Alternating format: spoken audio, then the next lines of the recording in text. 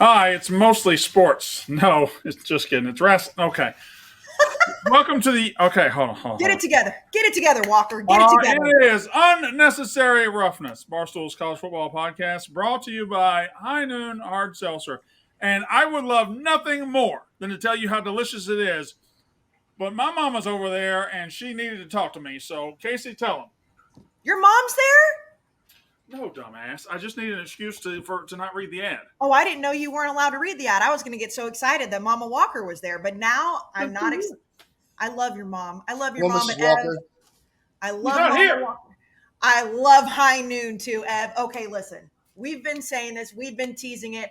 I'm sorry, all you people out there that are like, don't rush the summer away. Let's have the summer.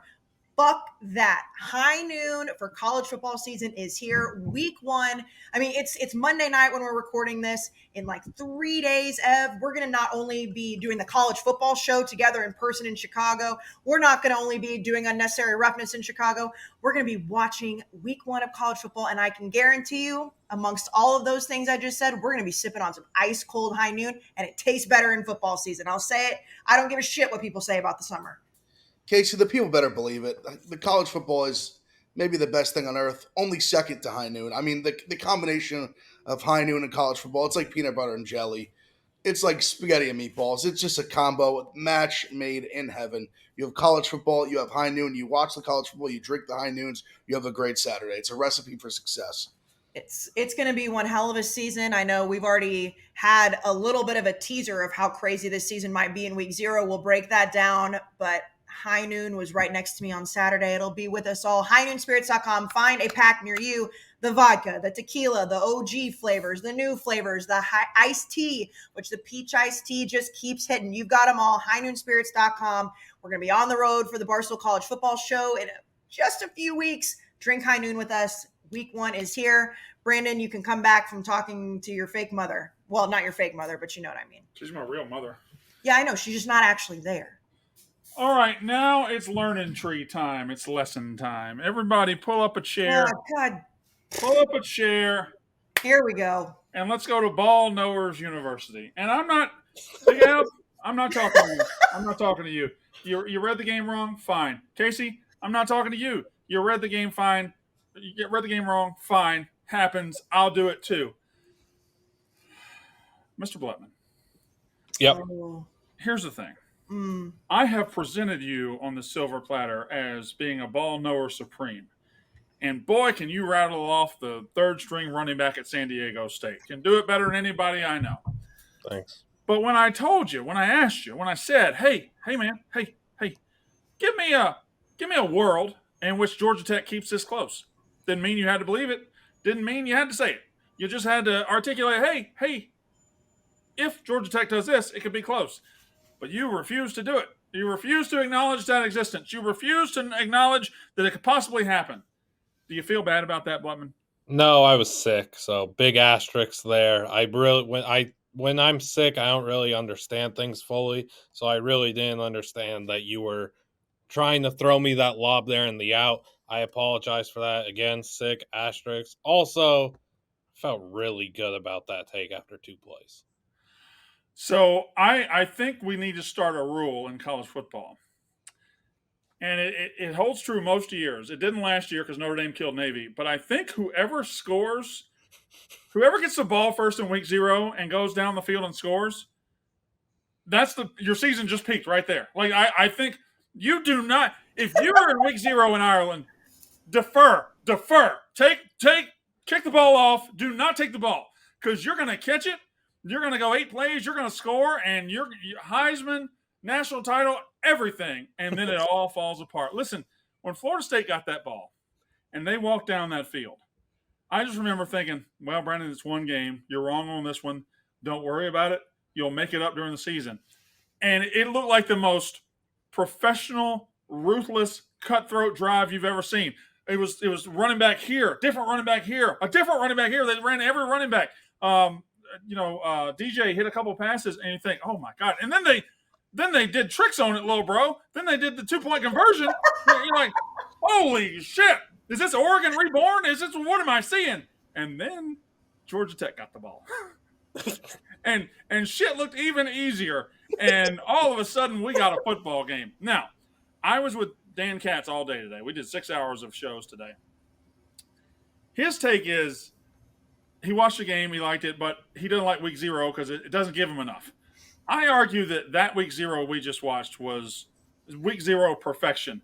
That was a number 10 team getting beat, a team with national title hopes getting flushed down the drain immediately.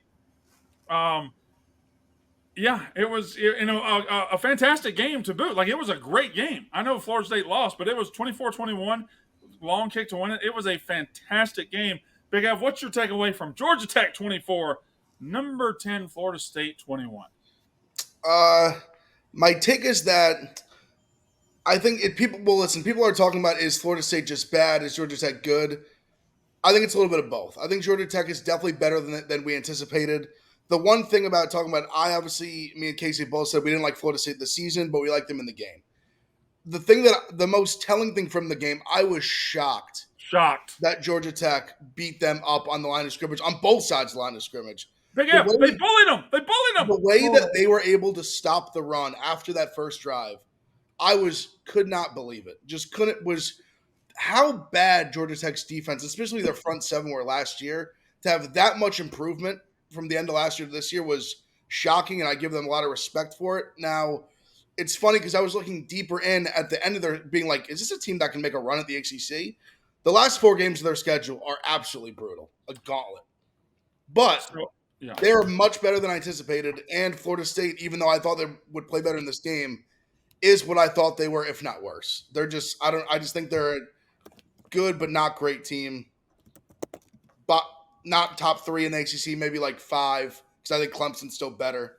Yeah. But just not. They just lost too much everywhere. I'll let you go. What was your take? Because I got a big one coming up.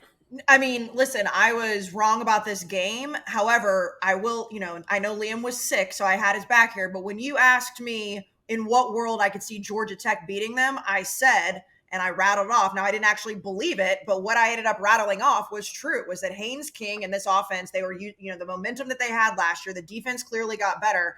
The thing is the reason I agree with you on the week 0 thing meaning more this year, not just because we got exciting football and not just because we had 4 games of double-digit favorites that didn't end up being that crazy. I mean, the SMU game alone, it's the fact that it was a conference game. And we're looking at moving forward. Clemson could very well lose to Georgia this weekend. Miami's playing Florida. And if you look at most people, they think those are the top 3 teams in the ACC. But the fact that Florida State in week 0, after what happened to them last year and all the momentum of them saying, hey, we got fucked last year, we should have been in the college football playoff, we're going to come out and we're going to have this vengeance, and you lose to Georgia Tech, which you should not do. I don't care if it's week 0 or week 10 in a conference game, that immediately puts them behind the 8 ball, even if Clemson loses this weekend, even if Miami loses, because they did it on a stage where literally the entire world was watching and they looked so bad. DJ looked exactly like we thought he was going to look if you didn't have high hopes for him. The second half, they barely touched the ball. They couldn't do anything. So it wasn't like it was just a really, really good game and Georgia Tech outlasted them from a talent-wise. They just looked like shit from the very beginning, and it was a standalone game, and it was in a conference game. And that, to me, is the biggest problem for them. I've heard people say, oh, it's 12-team playoff now. Florida State's not out of it. Florida State's not out of it. And I guess from a technical sense, that's right. But guess what? They are out of it because they're not very fucking good. They're not good. And they've already lost in their conference. Like, they didn't lose to, like, LSU. They didn't lose to a non-conference team that they could make the argument. It's not like if Michigan or Texas loses in week 2. They lost in conference in week 0 to a much worse roster. They went and got a bunch of transfer portal help. But the transfer portal really, we put it up here, and some teams use it to perfection, and some teams use it to stop gap. Some teams do this. And sometimes you just get guys that just get the wrong guys.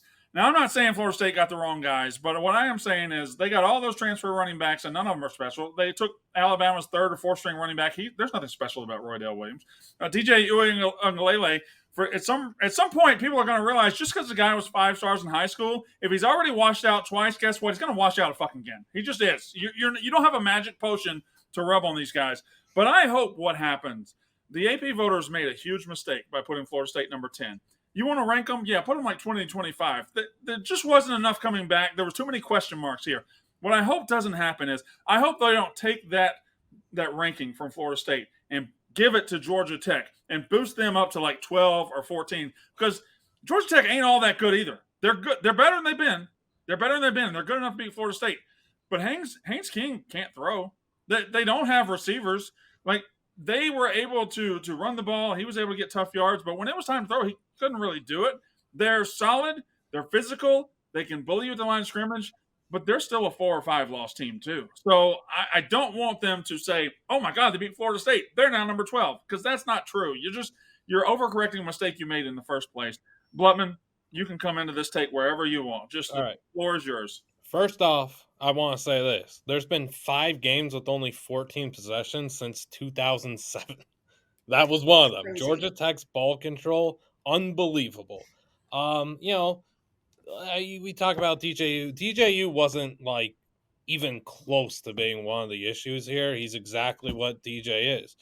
Did he play well? No, not really. Did his supporting cast do anything to help him? Nope. Did he miss a few guys over the middle? Yup. Did he consistently face pressure in his face? Yup. Is he good? No. Was he put in a spot to succeed? No, not really. Mike Norvell, what a joke of a coaching job he did on Saturday. Holy moly. First drive, perfect script. Well, I mean, Brian, you said it looked very professional and just it looked so good. Second drive, you remember Jalen Lucas? You remember Jalen Lucas on the first 2 drives? Yeah. Tell me where he was in the second, the third, and the fourth quarter. Him and Toafili, but more so Jalen Lucas. You're right. Yeah. That was their most juiced up, twitchy, explosive player on the field that day. He didn't have a touch in 2, 3, 4. How is that happening? I thought that they used motion well on the first drive or 2. Stop doing that. Georgia Tech starts selling out for the run. They're not worrying about the passing game. And the runs are just straight up, let's go up the middle. Let's hope the offensive line doesn't. Offensive line was garbage. They couldn't create anything. I think I could have been playing nose tackle and picked up a few TFLs. Like, it was absolute joke. Wide receivers can't create separation. I don't know, man. What Liam, else did I write? Liam, do you think that all these things that you've just mentioned, and I understand we do this every year, we react and overreact to week 0, but you're the only person on the show that believes in Florida State. Have you completely abandoned that, or do you think? Oh, so you're done with them? I don't know how you could watch that game and, like, again, week 0 overreaction. Let's see. It's the fact that they were so cocky and they had their swagger. You had the true freshmen is watching every Georgia Tech player get off the bus, like, with intent, like, we're here. They're doing the Irish jig and everything. And that's That video the was great. product that you put out. That's so bad. And, like, I mean, I'm not going to overreact. I'm not going to be out. I'll wait and I'll see, because there's a bunch more. They have another conference game on Monday, which what a present, a gift for us all that we get to watch that team in the standalone spot again already. Thank you for that one. And Boston College is so bad. I legitimately, I usually feel like the Sunday and Monday games, there's usually one that's just like astronomically better. Clearly USC LSU is better. I don't even know who's going to watch that game. If you don't watch college football, or you're not we are, obviously. I'm saying on Monday night, if you're not like a true fan or work in the industry and or have a team that's playing, why would you watch Florida State, Boston College? I'll tell people why to watch, because Boston College has a dual threat quarterback that's about to strike a bunch of fear into a defense that put forth zero effort, had no idea how to play in any run support. And like Brand said earlier when we were just talking ball in the gambling cave, they had a bunch of guys that were going and they were playing me football on defense and trying to get paid instead of trying to generate a single stop. That doesn't work. Okay. Lesson number 2. We're just doing lessons. Don't take what I said in the gambling cave and then bring it to the show, because I had that loaded up. That was mine. What was yours? What he just said. I just gave you credit for it. I know, but I have to be able to get the credit myself. I didn't know I thought you would have brought it up when you spoke. No, what he's saying is right. We were talking about it earlier. So all this hype about the Florida State defensive line, and people were saying this is the best defensive line in the country.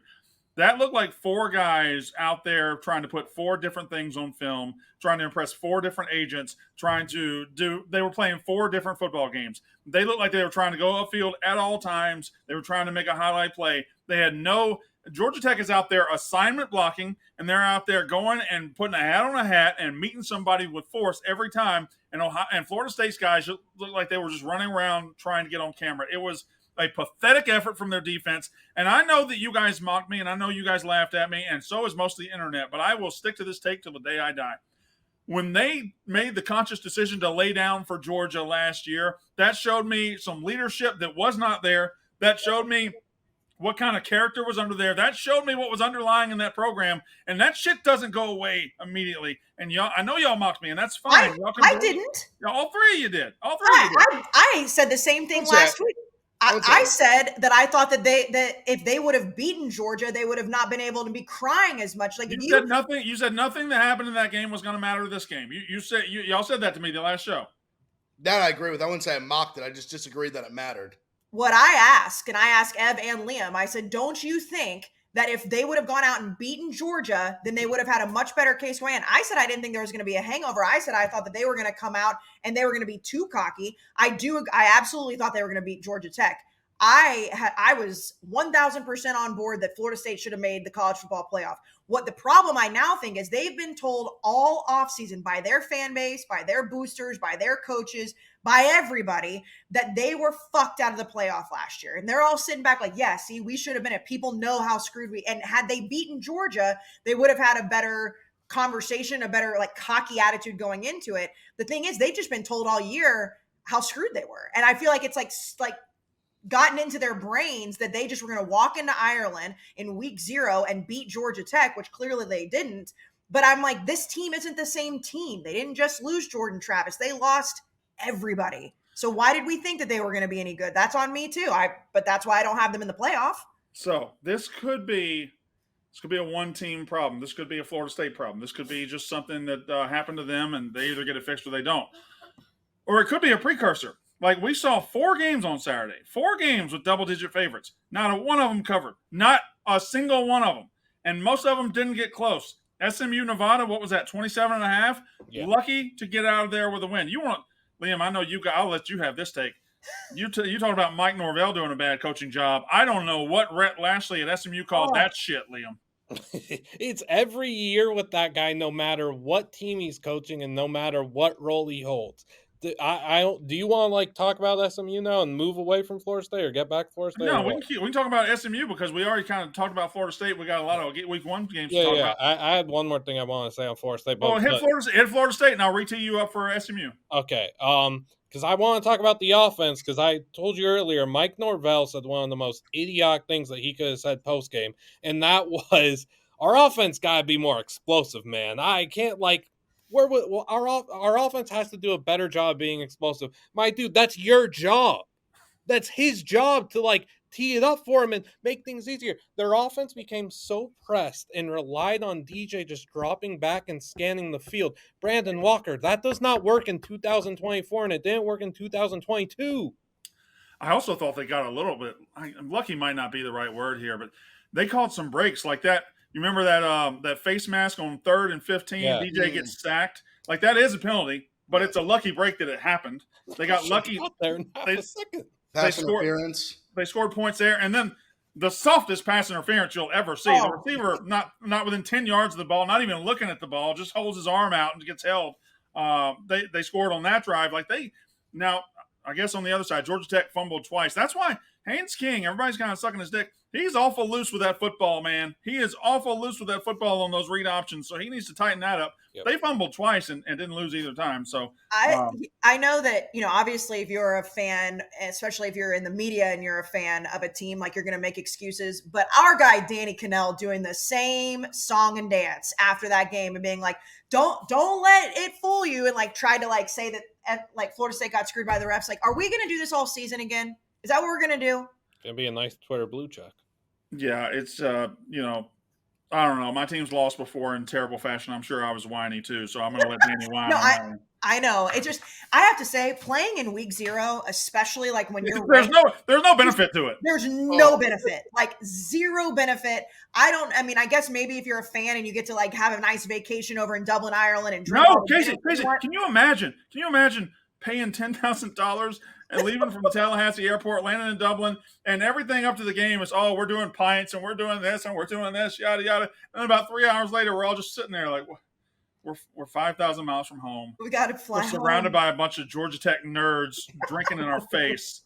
That had to suck. Suck, and the whole college football world is watching you, because at least in week 1, like, yeah, we have some crazy upsets and some crazy games, like we're going to talk about it, but they're going to get buried amongst all the other really big games. It's the only thing people are talking about. And when we get to the college football playoff, I don't think Florida State's going to be in the mix, but if we are, and if we do have them like teetering around 10, 11, 12, you know how many times it's going to come up? Well, how they played in week 0 against Georgia Tech. Do we really want to put them in over like a Kansas State? Probably not.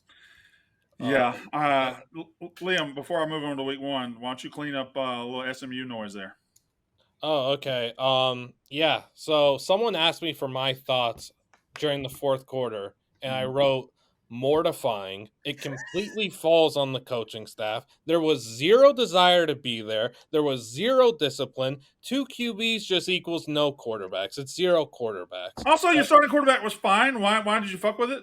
Because they went into the game like, hey, we're doing this thing where we're playing 2 quarterbacks or 4 touchdown favorites. We're going to win by a lot. Let's do this carousel. It doesn't work. Atrocious play calling. That's on par for Rhett. Really bad. They had the spit debacle, too. Remember the spit debacle? God. Hold on there. These motherfuckers were inventing penalties. They were doing shit I've never seen a team even think about doing. And it wasn't like after a play or anything like that. They were lining up to receive a punt, and he just spits on somebody. Like they did penalties that I didn't even know were in the book. Yes, and then that kid is standing on the sidelines for like an hour instead of being escorted off. There was nobody on that roster actually cared that they were playing a real college football game. Nobody cared. That was their introduction to the ACC. SMU had been begging to be a big boy. That's the product that they put out. That's so embarrassing, and it hurts as like a guy. I love watching SMU. I love Preston Stone. Like, it's so bad to see. Him and RJ Maryland were nasty. RJ Maryland was a fucking dude. He's a pro, and it took until the final 10 minutes of that game for them to figure it out, walk in, and kick things into gear. The talent gap takes over. Nothing else matters. Nevada played the same level that they did in the fourth quarter in that final 10 minutes that they played for the 50 before that. Nothing changed with Nevada. They're bad the whole game. It just doesn't matter. It's embarrassing. That one should not be celebrated one bit. The amount of like 3rd and 7 run calls from Lashley was it hurt my eyes. I don't know, man. I'm disgusted by that. I don't know. I know that, we talk about like what, I don't know where Brandon just went. Brandon just left. He just left the show. I think we can still hear him. I think I'll be back in a second. Okay. Yeah, he was plugging something in. I had to plug the charger in. Just your world. We're living in it. I didn't mean to. I was going to ask you guys, like, I've never played football, obviously. Where does like spitting on you and football get ranked in like disrespect, right? Because like it's obviously not like getting your helmet like swung at you, but like I feel like getting spit on in football has to be high up on that. You just don't do that shit. It's way high. I'd say the top. Yeah. The fuck. You're in the. There you go. There you are. There we go. It's probably like that, and then not as vulgar, but there's been a few times where a player on the sideline squirts a water bottle on the player. I ain't fun. No, but I feel like at least that's like just water. I think spitting's way worse. I think it is. Spitting's worse. The water bottle thing's just demeaning. Yeah, spitting's crazy. And the way like that was like also in a dead ball and nothing was happening, and we had no idea what the penalty was. And the ref's like, dead ball, personal foul, unsportsmanlike conduct. He spit on him. Didn't get a single replay of it. Not a single replay. We never Terrible saw it. broadcast. We never saw it. We saw like what we were led on to believe was an 89-yard field goal attempt too. They had the camera on the wrong uprights. It was week 0 for the camera people too. I noticed that. Also, in the ESPN Robert game. Turbin might be my least favorite announcer in sports history. What's his name? Robert Turbin. Okay, all right. Well, there you go. He's made the list. Running back. He was running back for Seattle, right? Seahawks. Yeah, Utah State guy. Last year he was explaining to the viewers what play action was. That was crazy to hear. And then he was losing his mind on the punt down that the 3 where the player like walked into the end zone after, and he's like, "Whoa, that's touchback, touch." No.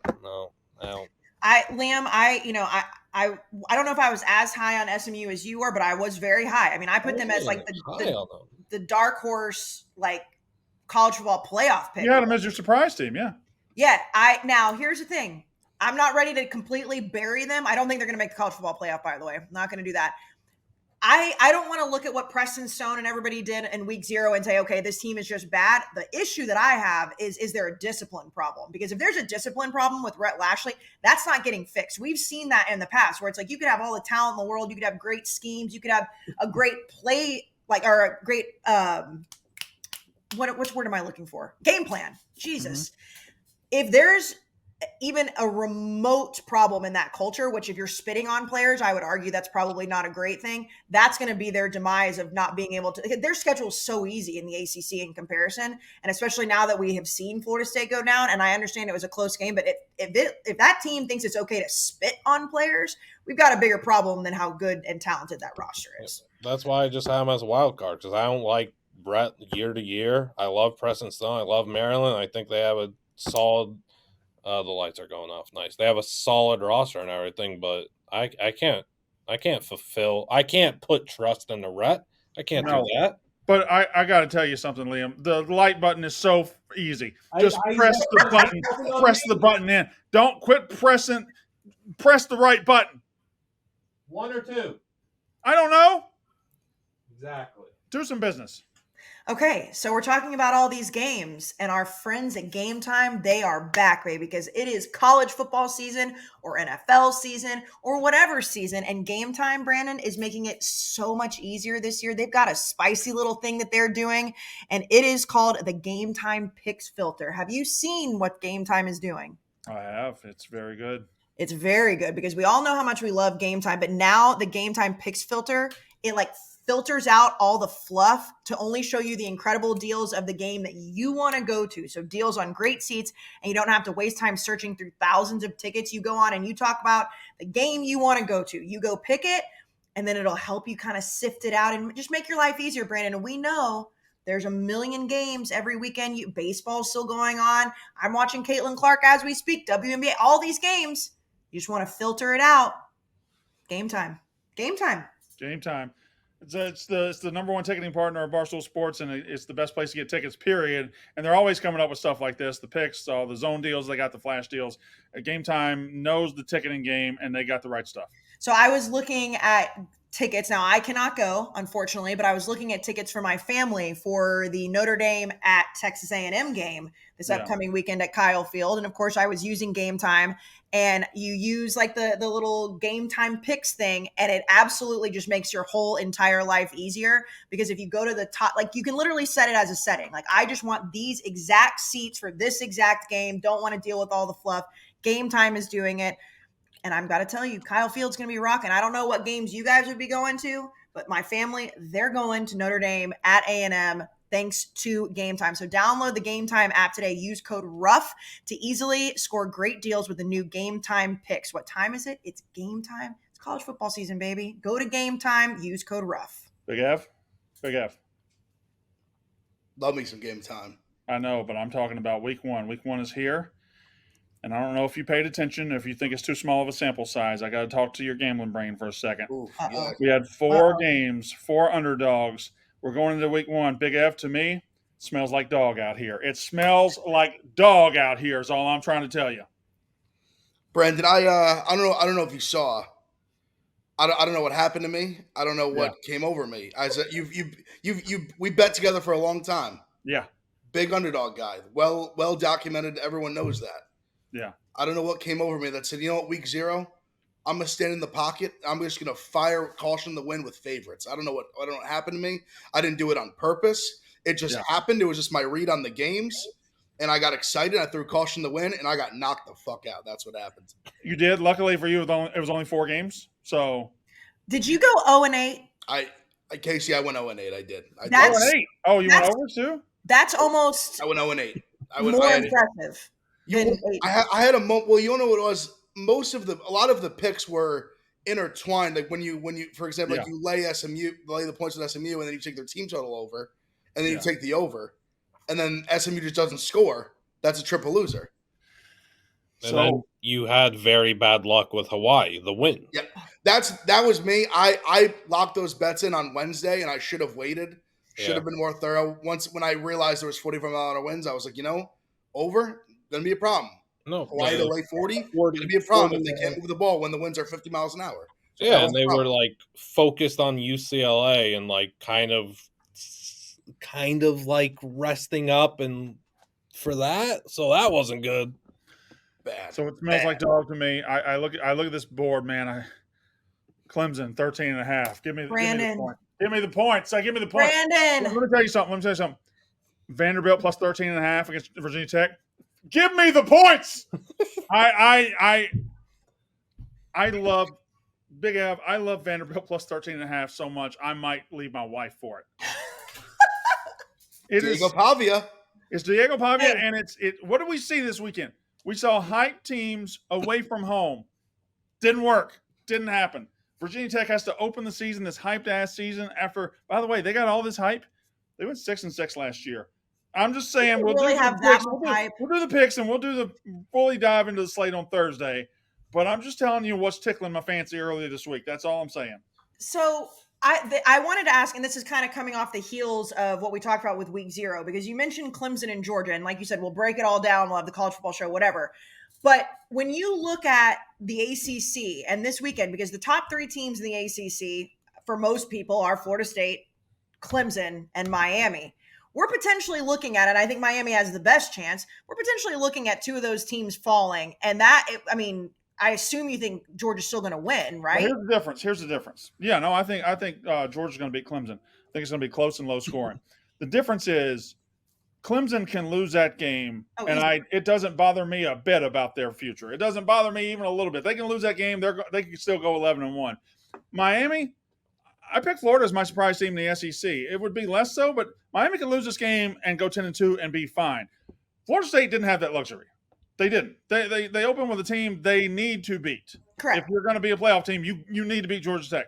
So, yeah, Miami could lose, and, yeah, Clemson could lose. And I guess on the surface you say the top 3 in the ACC lose, but one of them would have lost to the number 1 team in the country, and one would have lost to an SEC team at the Swamp. I don't feel like that would be shameful. No, but the reason I ask is you said you think that Clemson's going to keep it within the number. Is there a number? And again, maybe by Thursday, maybe by Saturday, you'll feel differently. But is there a number? Because we've seen Georgia. What wasn't it? Oregon, the first year of Dan Lanning, just absolutely destroy them like 42-6. Yeah. Is there a number where you'll look at Clemson and you'll say, okay, like maybe, Georgia's number 1 team in the country, but maybe I was too high on Clemson. Well, we've also seen Georgia and Clemson in this spot before. What was it, 2 or 3 years ago? The year that Georgia won the national title the first time. What was the final score of this game? 10-3. Like it wasn't much. No, 10-6. 10-6. It was a pick 6. There was no. That's right. That's right. So I just think Clemson's defense and Georgia's defense. Listen, I think the offenses will be behind the defenses right now, and I think those are 2 elite defenses. I think it's going to be a low-scoring, close game. I think Georgia's going to win like 17-10 or something like that. And I love Clemson to keep it close. Maybe that's crazy, but I have them as the number 3 seed in the playoff. I have them winning the ACC. So if I believe in them that much, it would be crazy not to believe in them in this 1-game scenario. That's fair. I feel like the fact that we're waking up on Saturday morning and that's the 12 o'clock or the 11 for you guys in Chicago, 12 o'clock kickoff is just 11, by the way, is God's kickoff time. It is so much better. I know we've talked about this. Like I'm an East Coast girl. Central time zone for football is elite. It's so elite. So the 11 o'clock window, you're looking at you got Georgia and Clemson, obviously, but you also have Penn State, West Virginia. Yep. Then that middle window, not a whole lot. You do have Florida, Miami. I think there's a star there. And the night window, not a whole lot either. But Notre Dame, Texas A&M is there, and then a couple others kind of sprinkled in. Thursday night ain't no joke. Speaking of Notre Dame A&M, our friend Shane Gillis told me today he's noticed you've been talking shit. He was like, Walker's been talking mad shit. I ain't scared of Shane Gillis. I'll talk shit about Shane Gillis all day long. I didn't say you were scared. I'm just saying he's paying attention. I said Shane Gillis, one of the funniest, probably the funniest man on earth. But that doesn't mean Notre Dame's walking into Kyle Field and winning that game. I'm sorry. I'm not. I just saw Florida State get knocked off because they were overrated. I think the same thing in Notre Dame. If I'm wrong, I'm wrong. No, he said, because I said something along the lines of you've been talking a lot of shit, and he was like, no, Walker's been talking a lot of shit. And I was like, well, we don't think Notre Dame is very good. Walker talks a lot of shit. That's the unfortunate reality of the situation. that is. There's no getting around that. Yeah, Ev is like, Shane, big fan. We're all big fans. I put Brandon on to Shane Gillis. Uh-oh. Really? I told you about the Alabama bit, remember? That was how I said, probably, I knew you loved the Alabama bit. It's a great bit. God, yes, so fucking good. God, Tires, fantastic show, but we are enemies this week. We are big time enemies. All right, hit one more piece of business, and then let's dive into week one. I got some questions about it. Well, you know what we need sometimes, Brandon. We need a little bit of therapy, and Unnecessary Roughness is presented by BetterHelp. You more so than me. Well, that's not true. It's because I'm in therapy, which means that it's helping me. I don't think you're in therapy, but I would highly recommend for this college football season, Brandon Walker. I don't need any therapy! Because Unnecessary Roughness / Brandon Walker is sponsored by BetterHelp. Listen, guys, if you've been listening to the show for a long time, if you've been listening to me for a long time, I'm very big on talking about mental health, talking about the fact that even if you don't struggle with your mental health, it's good to just have somebody to talk to. BetterHelp makes it the easiest thing in the world because you don't have to go in and sit in an office. You don't have to pay the crazy in-person fees. BetterHelp does it all for you on text, calls, chats, whatever you may need, whatever you're most comfortable with. BetterHelp can do that. And right now there's the back to school era. So I know a lot of people probably listening to this are either in college, going to college, graduating, not knowing what they want to do after this. BetterHelp is the best way to sit down and get your mind right because a good, healthy mind is the best kind of mind. And I've been using therapy for a long time. I love BetterHelp. If for some reason you find somebody that you're paired with that you don't like, they will pair you with somebody else. So if you're thinking about starting therapy, again, whether you're dealing with mental health or you just need somebody to talk to that can keep your thoughts and your conversation safe, BetterHelp is the way to go. It's flexible. It'll fit your schedule. You can do it on the go. So if you just fill out a questionnaire, you'll get matched with a licensed therapist. And at any time, if you don't like them, you can go find a different one for no additional charge. So BetterHelp. And I'm trying to find, I think we have a new URL here. Maybe we don't, maybe we do. I can't find it right now. That's not great. That's not great. BetterHelp.com/Smith. You get 10% off your first month. So BetterHelp.com/Smith today to get 10% off your first month. Again, it's super easy. It's way less expensive. And you know what, Brandon? As I say, it's okay to not be okay. It is okay to not be okay. Blutman. BetterHelp.com. Yeah. Blutman, I realized something today, and I'm going to set you and everybody up for this. Through our preseason previews for the ACC, the Big 12, the Big 10, the SEC, for all the conferences, we hit a lot of teams. We've talked ad nauseum about Alabama. We've talked ad nauseum about Michigan and Ohio State and everybody. And it just dawned on me that there's some teams we just haven't hit. We just haven't really talked about, okay? And as we go into week one, I'm going to give you the ACC teams I believe we haven't talked about at all. Okay. And I want anybody to tell me about any of these teams, what they think, because we have not talked about Boston College at all. It's Bill O'Brien's first year. To me, it's the least sexy hire imaginable in college football, but I don't think that matters at all. So we could talk about that. We haven't talked about UNC at all. We haven't talked about Wake Forest. We haven't talked about Duke. We haven't talked about Virginia, Pitt, or Louisville. And Louisville's shocking because Louisville went 10-2 last year. Louisville was a major player at the end of the season because they had an easy schedule. My problem with Louisville, Blutman and Ev and everybody, they have a transfer zombie quarterback, and those just don't excite me. They have They have, somewhere somebody in football is thinking, boy, that JT Daniels, we could probably get something out of him. There's just these transfer zombies that keep transferring and keep transferring and keep transferring, and it just never works out. And Louisville's is Tyler. Tell me Tyler that. Shuck. Shuck. Thank you, Shuck. I always say Shuff, Show, Shuck, whatever. There's a It looks like graphic. show. I could send you his graphic to help you out with it. I don't need the graphic, but Chuck. I like Louisville, but I don't like Shuck as the quarterback. Is that a crazy take? Yeah, I think that's fair. I think their receiving core is pretty fascinating, even though Colin Lacey's hurt and out for a bit. We're gonna have to see if Ja'Cory Brooks breaks out. From Alabama? I liked Brooks 2 years ago at Alabama. Like, I liked his play and everything, and he really just wasn't getting any touches or targets. Then Chris Bell, he's from your area in Mississippi. We've talked about Chris Bell. I think it was Yazoo or whatever, Sure. Wazoo, what's it called? Yazoo It could City? be Yazoo. If he's from Yazoo, that's where Fletcher Cox is from. That's where Chris Bell's from. I think he's in store for a break. I think it's his third year in college football now. I think that this kid could be a great all-around receiver and someone that could really, potentially make a lot of money at the next level, weighing jump balls and kind of embarrassing, smaller, not as tough defensive backs. I think he could bully a lot of people. Big Ev, BC, Virginia, Pitt, Louisville, UNC, Wake, Duke. Who deserved to be talked about more? Can I talk about Anthony Calandria, please? Please. Anthony Calandria, listen, I'll be totally honest. I don't know how good he actually is, but he is a fun roller coaster ride. You throw a few bucks in that thing, you get on that ride, and you have a good time. They play Thursday, Friday night. He is the ultimate gunslinger. He has I don't know if there's anyone in college football that has more confidence in their arm, for better or for worse, than Anthony Calandria. He is just fun to watch. I'm happy he won the job. I thought he clearly has the more upside. I think Muskie got hurt. For the people watching, by the way, he's talking about Virginia quarterback. Yes, Virginia quarterback Anthony Calandria. Make sure the people watching know that. Go ahead. He was a freshman last year. He was a lot of fun last year. He had some really awesome plays, maybe a few bad picks here and there. It happens. But he's just super fun to watch.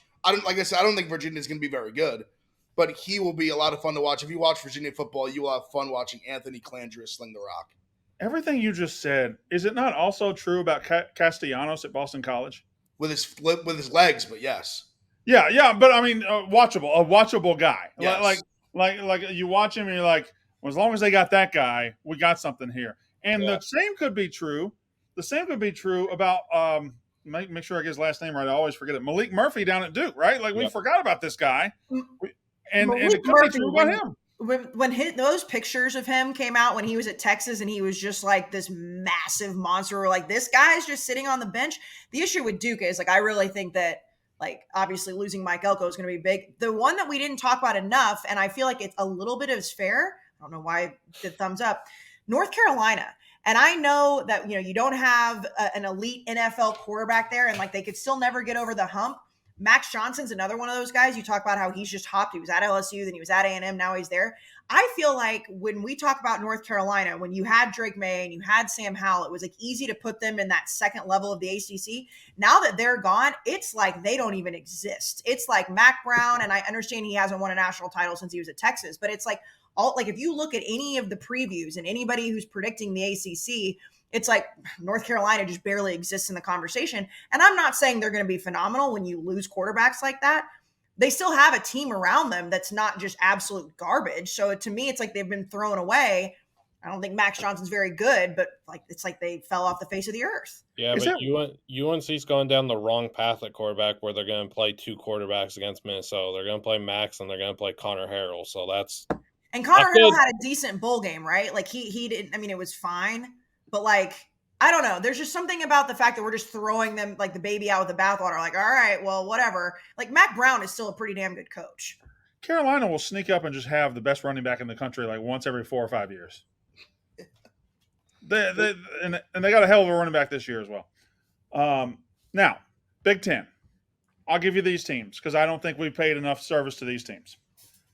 Michigan State, Minnesota, Maryland, Illinois, Washington, Purdue, and Northwestern. In my opinion, we talked about everybody else pretty much. We talked about them a good amount. Ohio State, Wisconsin, Michigan, I even talked about Rutgers as my surprise team, but I don't remember talking about these teams very much. So, Big Av, you want the list again, or you got your team? Nah, I got my team. I think we've touched on it a little, maybe a while ago, like first starting. But Michigan State's got to be interesting to a lot of people. I'm a big Jonathan Smith guy. I loved him in Oregon State. The way he built offensive lines there was terrific. And he brings over his quarterback, Aiden Childs. I know Liam's very high on him. I'm pretty high on him as well. So I think they're kind of a fascinating team to come in the big. Obviously, they've been in the Big Ten, but come with a new coach, new quarterback. And they start off with kind of an interesting first game with FAU, where FAU was only like a 10-11 point dog. It's up to like 14 now. But I think there's a lot to be excited about there because I think Jonathan Smith will build a winner there. And I think he does it sooner rather than later. But I do think we see a big improvement this year. And I'm just excited to watch Childs kind of just get I'm excited to see them finally let Childs cook. They should let him cook more last year. I'm excited to see him go this year and see what happens. It's nice to have a team in that state you can watch and know they're doing things the right way. Correct. Kayce, you want the list again?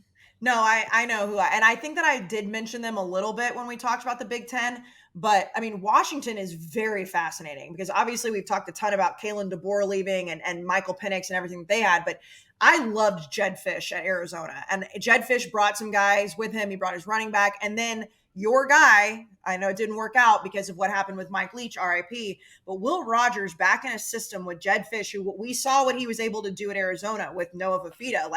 They are very, very fascinating to me. I don't think they're going to be right back on top because, obviously you're going into the Big Ten, but Jed Fish, I think Jed Fish is one of those up and coming coaches that anytime there's a really big opening for the next few years, he's always going to be mentioned.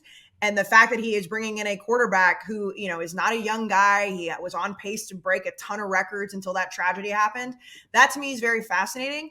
They lost a ton of starters, but he's bringing guys with him. They've got a good defense. So for me, Washington is kind of that sneaky team of, how fast does it take Jed Fish to rebuild? But I like Will Rogers there a lot. I think they're going to be a really good duo in the Big Ten.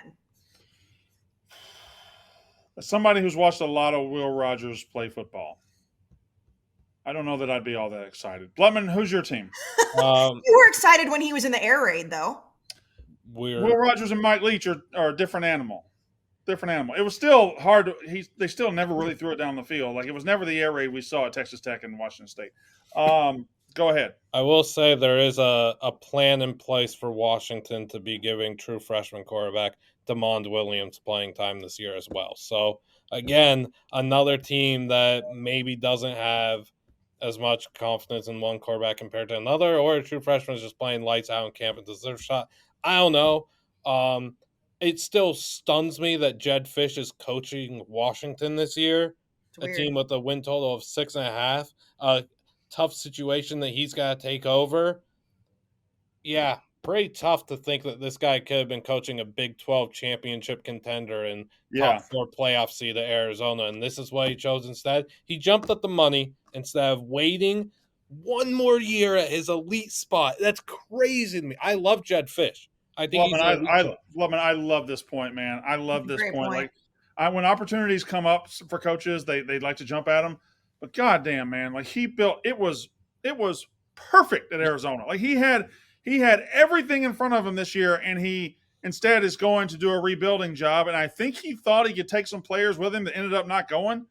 And I just, I'm kind of team fuck Jed Fish because you had it. I can't ever be. I can't ever be. You had it. You worked it, and you worked it right, and you built it right, and then you just said, fuck these kids. I'm going and taking some money. I know it's all about money. I get it, but money would have been there next year after you win the Big 12. It is a fantastic point because when you look at, not only just Noah Fafita, but what he did with Jaden DeLora too. It wasn't just a catching lightning in a bottle with one guy. And we were there, we were at Arizona last year for the Arizona Bowl, and just the hype around them, and they had just won their bowl game. And I get money always does talk, but you're absolutely right. They could have won the Big 12. But I don't know. I feel like when you've got that paycheck sitting in front of you, it's probably pretty hard to say no. And he probably thinks that he can do a pretty good job of rebuilding Washington. But it is tough because it's in the Big Ten now. So I'll just say this. I just wouldn't be surprised if he's coaching a different team in 2025.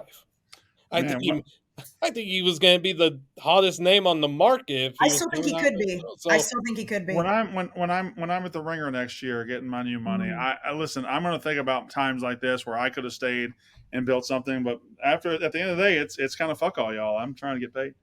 Jetfish also was flirting heavily with the A&M job and was supposed to get it and just didn't get it. So maybe he Don't was just remind I'd me. rather have the A&M job than the Washington job. well, he I would agree had with the that. A&M job, and then it kind of crumbled at the Well, last second. He didn't get it.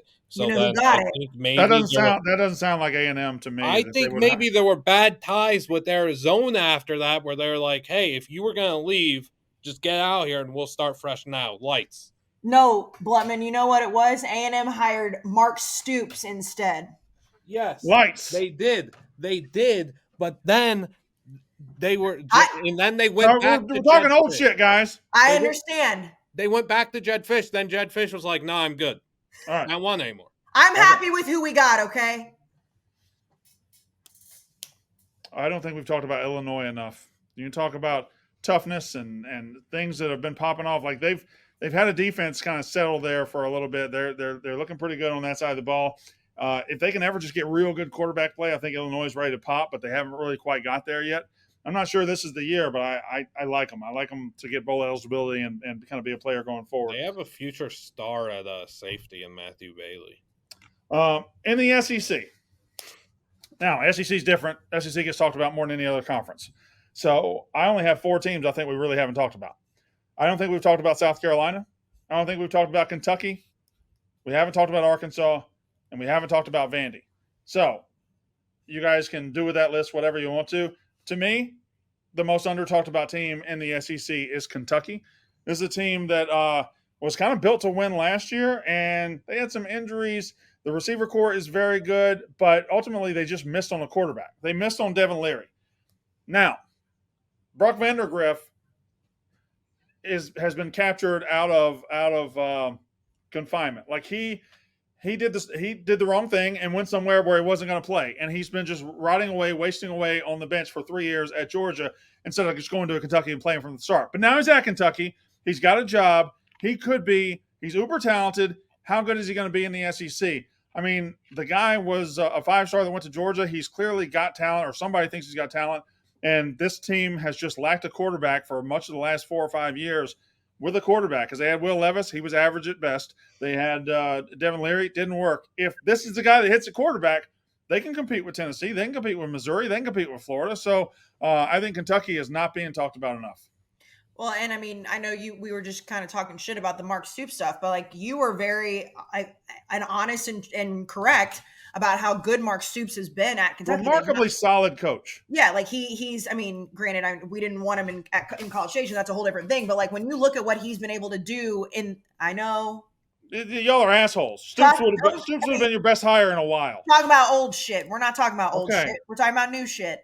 But you're right. Like he's solid. He has a solid roster, and I don't know if Brock Vandagriff is the guy. But I mean, if anybody's been hard on Kentucky since we've been doing the show, it's been you, and you've been correct about it. So like maybe they can take it. It'll be interesting though without the divisions now, because when it was the SEC West and the SEC East, it was like Kentucky was just kind of always flirting with it there. Now we're not going to necessarily know. I think Arkansas, of the 4 teams that you mentioned, is probably the one that I'm kind of keying in on the most of those 4, because like Sam Pittman should be fired. He should have been fired before this season. So my question is, how much is the Bobby Petrino smokes and mirrors thing going to save his job? I don't know. But would it surprise you if after they play A&M in whatever, like week 3 or 4, he's fired? Probably not. Think about that. They have a coach that's so bad. They went out and got the guy who embarrassed them and left them in disgrace. A guy who rode out of town on a Harley with a woman.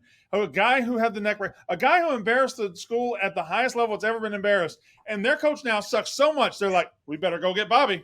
We better go get Bobby because this guy sucks. Fire him already. Like what? They've been chasing Bobby Petrino. They just, you know what it is? You know what it is? What? Arkansas just doesn't want to admit I'm right. Oh, it's all about you. Yes. Hey, true or not, I've been in their videos multiple times. Oh no, you have. You have.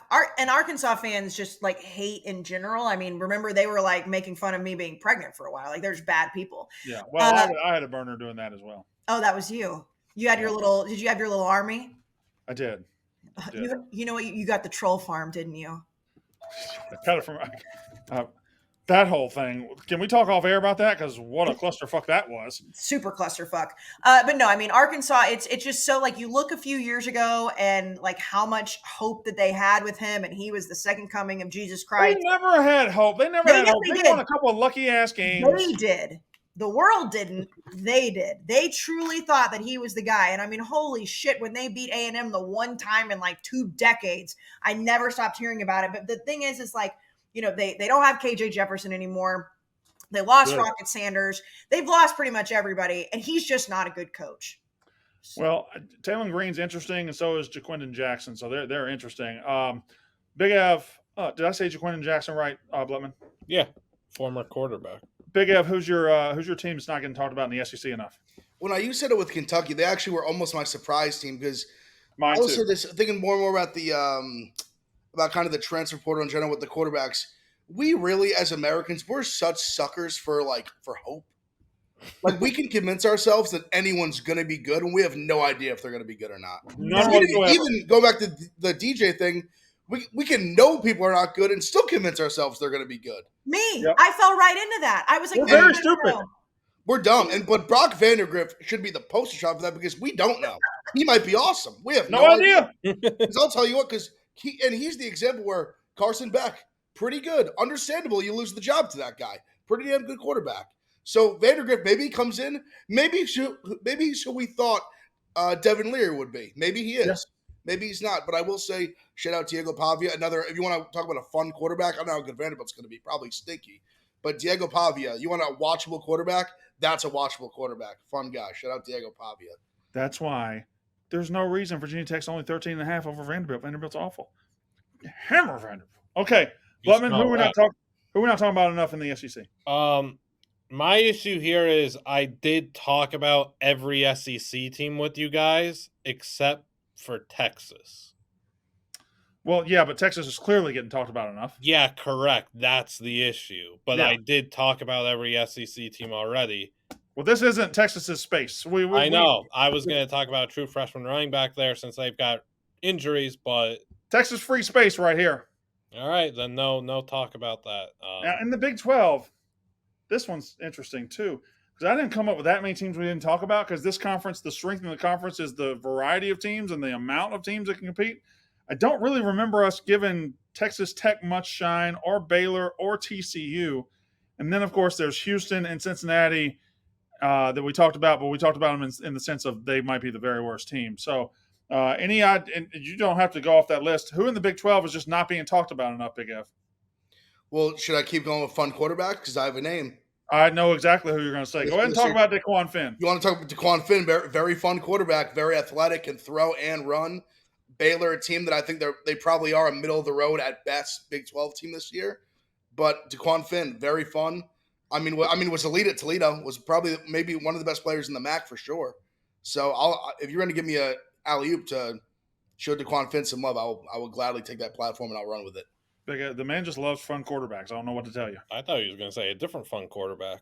Give me another fun quarterback. I thought he was going to talk about the gunslinger from Texas Tech, Bayron Morden.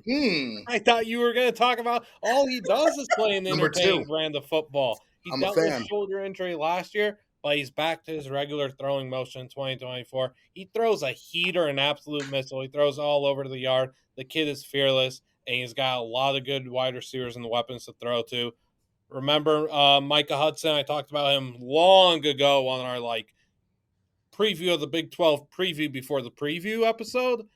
They've got dudes at receiver. Bayron Morin's a fun watch. Taj Brooks, too. Good back. All right. Back. Good back. Casey, let's do some business, and then we'll move on to a couple of questions about week 1. Okay, well, some businesses. DraftKings, baby. We know about DraftKings. Ev, why don't you talk about DraftKings for a little bit? I know you had a bad weekend, but that's okay. We're starting over. Listen, I love DraftKings. I was firing on DraftKings. I said, listen, I had a few losers this week, but I will not stop firing responsibly, of course. the thing I love about DraftKings, they have all the options. They have the lines early. The interface is the cleanest. I listen. In the past, I've dabbled in all of them. DraftKings is by far the best. I can assure you. It's just they. I mean, we've got profit boosts on there. We have new promos for new users. Bet $5 if you're a new user.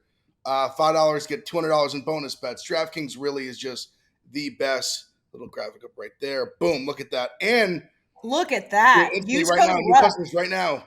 You get that, and you get a month free of NFL Plus Premium. I mean, fantastic.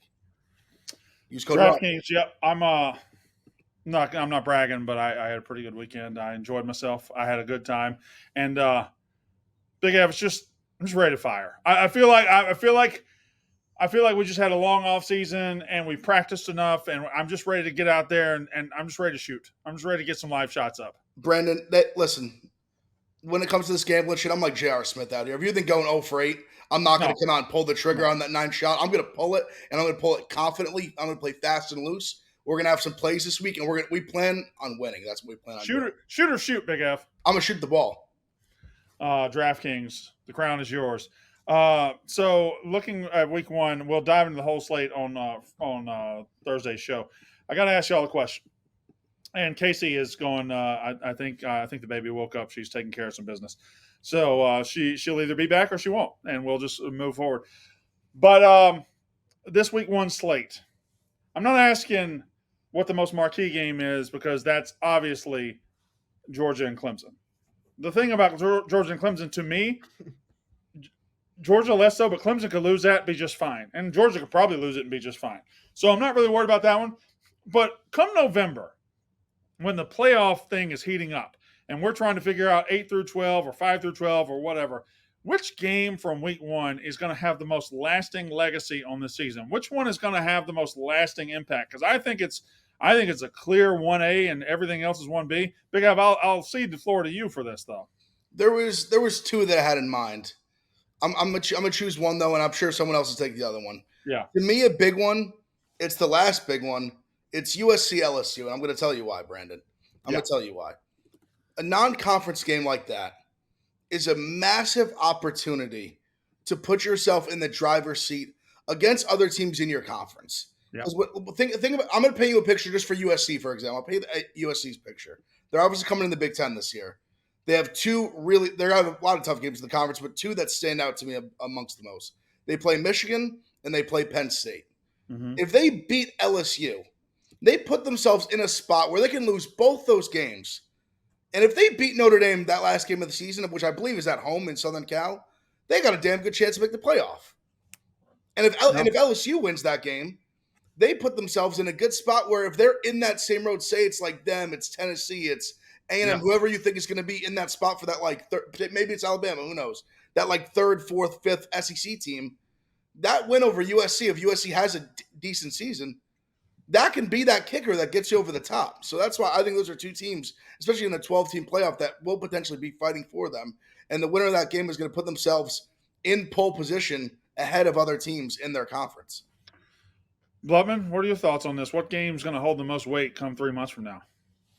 I went in the direction of Penn State, West Virginia, because quite literally, when we get to November, Penn State's playing Ohio State off rip. That's November 2nd. Where is Penn State at that point? I don't want to focus on the West Virginia side of things because I don't know where things go if they win that game. They still got Kansas, Oklahoma State, Iowa State, Kansas State, and Arizona all before November. That's tough. We'll see what happens. If Penn State loses this game, how many losses do they have going into the Ohio State game that is supposed to be, a matchup of 2 potential playoff teams, this high-caliber matchup? Does Penn State go in that game with no losses, and this is a massive, massive game, or do they go in with 1 loss, and it's to West Virginia, or do they go in with 2 losses? They lost to West Virginia, and they lost to USC. 3? Did they lose to Wisconsin, too? What's Penn State going to do? Yeah. Kayce, the question is, which week 1 game will have the most lasting impact come November? I think I just heard your little man talk again. But if you want to slide this answer in real quick, I'll let Yeah, you. my little man is very upset, and as a parent, like I don't understand it because he doesn't usually get this upset. So my mama heart is hurting at this moment. But you know Yeah. what? I'm going to give the answer. Answer the question, then go take care of him. Okay, so the question is which game's going to have the most impact? I obviously, if it was the 14 playoff, I would pick Georgia Clemson. But with a 12-team playoff, I'm going to say A&M Notre Dame because we're talking about Notre Dame potentially being in the playoff. I have them out. If they lose this game against A&M and what they could potentially have like going down the stretch, that is going to be a massive, massive game. People like Ev who have A&M kind of on that, not even on the bubble. I mean, you've got them in the college football playoff. That game has so many implications for those bottom tier spots in the college football playoff. But Notre Dame, if they win that game, they're set up to be in the playoff. If they lose that game, a lot of problems. Yeah, I agree, especially the way Florida State looked. If Notre Dame wins this game, it's and I know I had them as a disappointing team and not in the playoff, but once Florida State lost, and then if they win this game, they're set up. It's going to be very hard for them to miss the playoff. Now, I'm going to go with Florida Miami though, because Miami is a team that three of us have in our college football playoff. And that's fun to imagine. It's fun to imagine Miami doing that and being back and being able to talk about that. And the roster looks good, but it's hard to imagine it if they lose in week 1 to Florida. Florida, on the other side, has what's on paper the toughest schedule in the country. But if they start off by beating Miami and they're able to follow it up by beating UCF in a couple of weeks and a couple more, A&M in a couple of weeks, they start 5-0. All of a sudden, you weigh the strength of their schedule with the wins they're getting. You throw away the hot seat stuff because Napier would have played his way off of it. If you get through like September and they haven't lost and they haven't won over Miami, they're in the playoff mix because they could lose 3 times probably and be in it. But I think Miami is the team here. Miami is the one that if they lose this game, they still have a road to the playoff, but it's a lot rockier road than it ought to be. So they got to win this game, I think, and they got to go in the ACC with an undefeated schedule and then maybe deal with it. But I think Miami could be a playoff team, and it starts here. Florida State also helped Miami out too, though, because Florida State, I mean, depending on how you look at the ACC, and I know, like we mentioned, like one of these is not like the other, Florida State losing to Georgia Tech, but because they lost to Georgia Tech, they do have that, unless you're looking at somebody like NC State or whoever to kind of slide up into that position, like the ACC already, going into it is just kind of like, what are we going to do if all these teams start losing? To me, the Florida-Miami game is not as important for the winner as it is for the loser.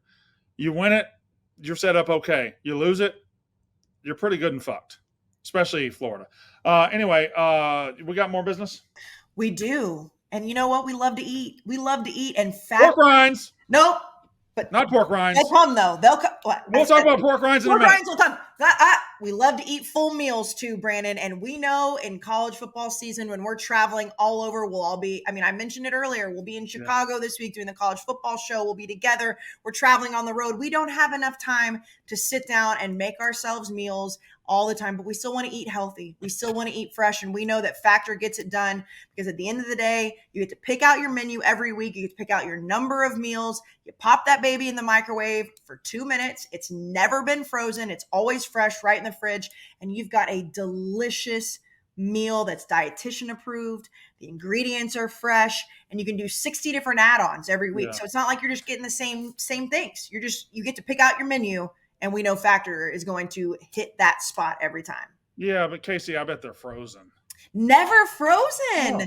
Never. They show up to your house, your condo, your apartment, to whatever. They come in a box that's been refrigerated and the ice on top of it stays cold for so long because they just want you to pop them in the refrigerator. Use them within the week you get them. 2 minutes in the microwave, delicious. They've got breakfast. They've got lunch. They've got dinner. They've got snacks. They've got desserts. They've got it all. And we know that we've been using Factor for so long. I pay for Factor. That's how much I love it. But if you head to factormeals.com/roughness50 and use code roughness50, you get 50% off your first box plus 20% off your next month. And this is the time of year, especially going back to school. If you've got a lot of kids, like Brandon has a ton of kids, like if, you don't have a lot of time to think through meals, let Factor do it for you. That's factormeals.com/roughness50. All right, now the next question is, forget about the implications of the game. Don't worry about this. Both these teams should go 3-9. Who cares? what game has the best 3 overtime classic potential on Thursday, Friday, Saturday, Sunday, or Monday? What game could you look up on Saturday night and text your friends that did you fucking see this? Blutman, I'll start with you because God knows where you're going with this one. When you sent this prompt out, I got so excited. Me too. And I had one team in mind right off rip. And I was picking the game no matter what. I got to thinking, how many overtime games have they played recently? This team played one overtime game in 2021. They played 3 overtime games in 2022, and they played 2 last year. One of those was a triple OT season opener against UTSA. It was Houston. Houston's played 5, or is that the math? 6? 3, 6. 2, 6. 3, 2, Not math guy. 6. Not math guy. They Okay. played 6 overtime games in the last 3 seasons. Cool. That just helps me. UNLV Houston. UNLV's offense, that go-go attack from Brand Marion. Houston's offense is going to get theirs probably against a lesser UNLV defense, even though I really like Cameron Oliver at corner. This could be a nice little successful offensive game from both teams where they're scoring, getting down the field, but the clock is being chewed off a bit. And you look up, and that game's in quadruple overtime, and they're just trading blows in overtime. Lights. That'd be cool. Like, this is on your studio. This is whoever turned the lights on earlier today didn't put this. These All right. Just go ahead on the lights.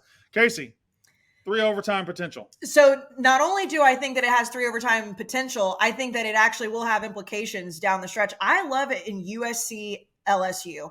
I don't know what it is about those Sunday games. We've seen it in the past. What was it, Florida State and LSU a few years ago, where it's just crazy shit. When you look at both these teams, neither one of them are supposed to have a good defense. Obviously, USC is going to put up numbers, and we think Miller Moss is going to be really good. There's just something weird about this game that we're going to look at. I feel like when we're watching it Sunday night, talking about it Monday, talking about it Tuesday, we're going to convince ourselves whoever wins this game, this crazy, chaotic, standalone Sunday night 7:30 game, they're a dark horse to win the national title. I think LSU is going to stink this year, and I don't think USC is going to be very good, but there's going to be something about that game that's so dramatic and so exciting. You've got Brian Kelly and Lincoln Riley. One of them is going to make a dumb decision. One of their defenses is going to give up a really shitty call, and we're going to be looking at 3 overtimes, and we're going to love it. We're going to love it. That standalone Sunday game has delivered. Like, it always does. And we talk about, already. and like when we look at the Sunday night game and we're like, look at all the craziness, because we obviously have plenty of opportunities for craziness to happen, Thursday, Friday, especially Saturday. But that Sunday game always delivers. Big F, 3 overtime potential. Well, I'm gonna call it straight out. Blutman stole mine already. UNLV Houston was the perfect answer. I also thought about that one too. It was the one that I looked through and immediately I was like, that's the one. It's a 1-point spread. It's 2 teams who Houston's just a chaotic team. Donovan Smith is a chaotic quarterback. I'll give you North Texas, South Alabama. How's that sound?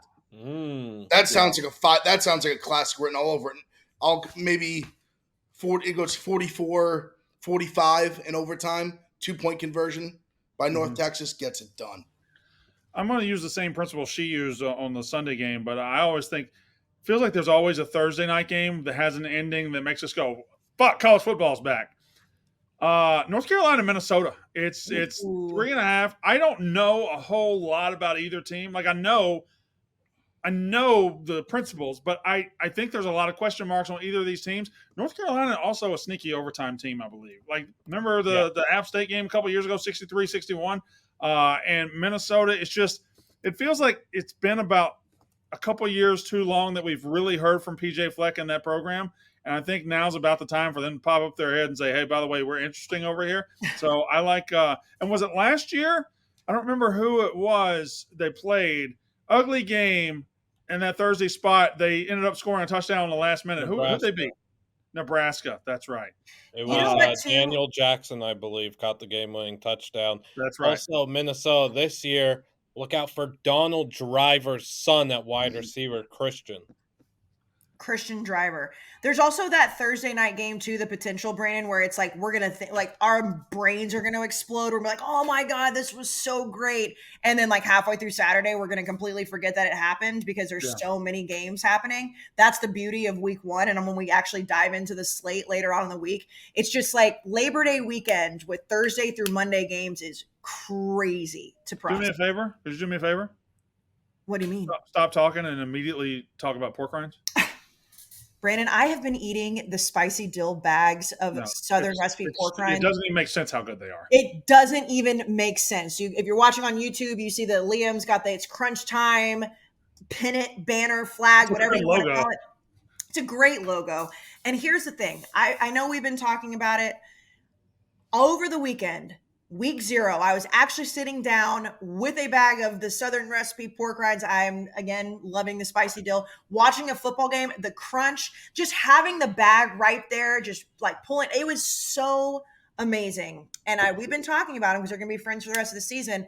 Like, there's nothing better than like a solid snack when you're watching football and you know you're not going to move your ass off the couch. Why not make it pork rinds? Because they are actually good for you and they are delicious. And the hot honey and the barbecue. And Brandon, I know you can't have them at home because all your children eat them.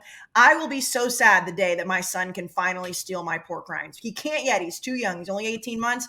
That man, he's been sniffing around them. It's coming. Oh, I know. Because he eats a lot of adult food now. I'm not letting him quite get into that, but he was staring at me on Saturday like, now, wait a minute. That sounds and looks like a lot of fun. Yeah, they're delicious, fantastic. Like I cannot endorse this product enough. I want to endorse it more than I'm already endorsing it. It is one of those products that like people are like, well, do you really like them? No, I'm going through bags at a rapid rate. Like there is no doubt. They show up, they're gone. Find your rinds at porkrinds.com. It's tailgating season. It's sitting at home season. It's whatever. And you need that snack with that perfect crunch, the perfect amount of seasoning. Southern recipe, small batch pork rinds, porkrinds.com. All right. We'll be in person on Thursday. You guys will come up to do the Barstool College Football Show, and then we'll record our week 1 preview right after that. Otherwise, we can leave it right there and we can just talk Thursday. But it's here. There's no more delaying, no more dilly-dallying. It is here. It is so surreal to think that we are actually here. Like it feels like the summer took forever and went by so fast. Well, you think that went by fast. It's going to be week 9 like tomorrow. Oh, listen, I thought that I understood how fast time goes before I had a child. Now with a child, it's like basically you blink and that's what it is. Brandon, did you just get thrown off by the chat? Yeah, he asked a question. Liam, I just ran out of time on that one, can't multitask. Did you? I can't. I can't multitask either. As soon as that popped up, I was like, no one's going to speak but me. I ran out of time on that one, Blumman. I kind of went too long on the one. But also her kid needs to be, and I need to take a shower. Brandon's going to blame it on my son, but it's really him. He needs to take a shower because my son is fine now. But I do I'll read the text messages from Kayce. No, don't read them. Don't read them.